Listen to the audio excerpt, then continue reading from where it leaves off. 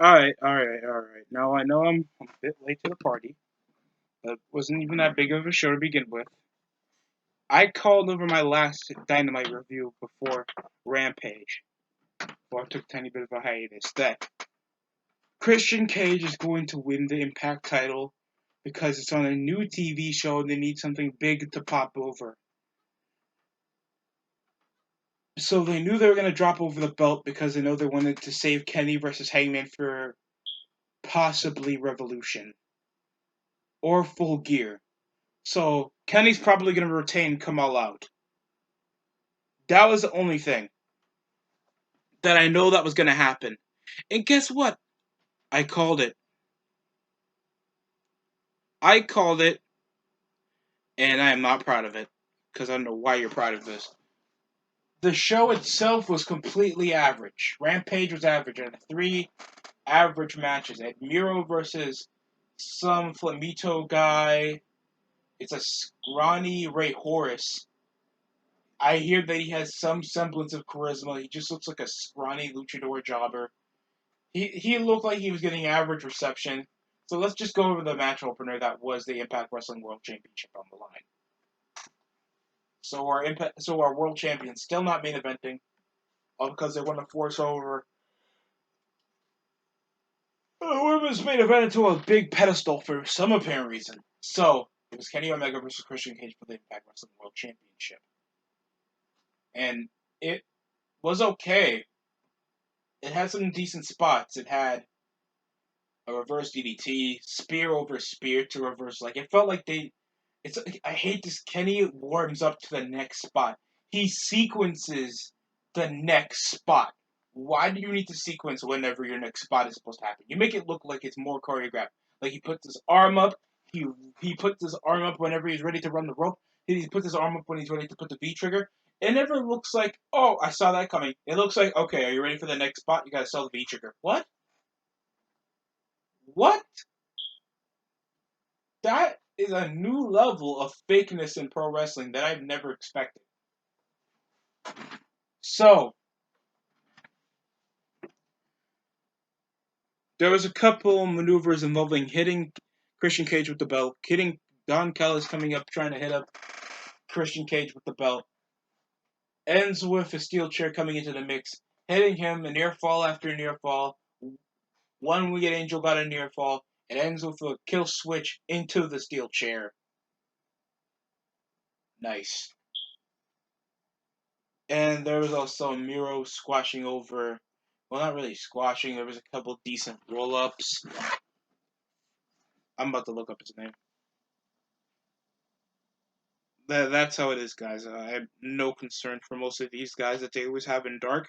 They barely advertise, and you put your big like underdog title match on a new show that kind of needs bigger draws as it is. Like SmackDown when it debuted, like wasn't that like in the hype of the corporation storyline? Same thing with Thunder. Wasn't like the peak of Sting versus Hollywood Hogan back when they were feuding for the World's Championship back at 97 to 98. That was must-see TV at the time. There is no prolonging story on AEW other than the Elite or just comedic jobber fodder.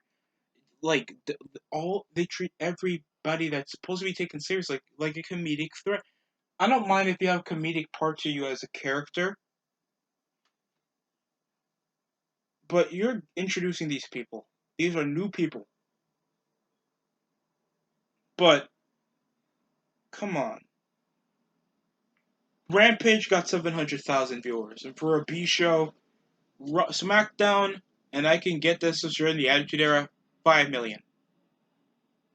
If there was a good episode of SmackDown, people are gonna watch. People are gonna watch. 700,000 viewers doesn't seem that bad for a nuanced show, but this is a B show that's been highly advertised on YouTube TV shows, so you're expecting only 3 matches to catch everybody's attention? Why not put the tag belts on the line the same night? The Young Bucks barely have that much competition as it is. His name is Fuego del Sol. Okay. So there seems to be a lot of near fall, roll up. Miro wins with the game over. And he calls that super kick he has into the big kick now. It's so bad. So average a little underdog story, and then we had the main event that was Britt Baker versus Red Velvet. And it would be a headlock, false finish, stutter step of the match. Like, there was some injuries into the arm, sliding over to the lockjaw, so I didn't know because, of course, Britt would be enforced as the temporary babyface, even though anybody that's a heel they get over. I don't get that. I mean, I don't mind if you have a bit of charisma. Like, Chris Jericho was a fun heel, but he was over.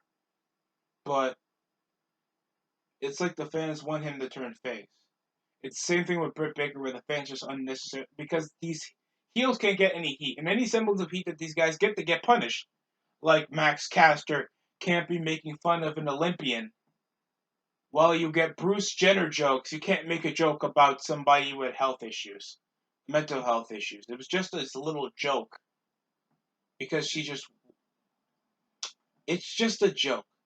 I'm sure there's been more offensive jokes. Like, oh man, I just felt that was stupid. Baker came over from a moonsault that was a reverse suplex. There was a counter, but they kept selling over the lockjaw. She wins. Then Chris Statlander prevents a post-match assault from Britt Baker. So they're going to push over Chris Statlander again. She sucks. Get rid of Chris Statlander. Red Velvet and Britt should have never main evented the show. This was like a 4 out of 10 show at best. Only 3 matches, and it barely looked like they were hyping over what was going to happen on Dynamite. You guys had 4 commentators. Get Mark Henry to a manager spot or something. Or coach. Like, you guys have head coaches. Why can't he just support the commentary? Like, I mean, support a wrestler. Like, you have the world's strongest man. You have the Big Show. These guys should be bodyguards. Let them take less bumps, but still let them be taken seriously. I feel like that's completely inconsistent. But that's my opinion on the matter. I thought, like, the Rampage itself was pretty okay.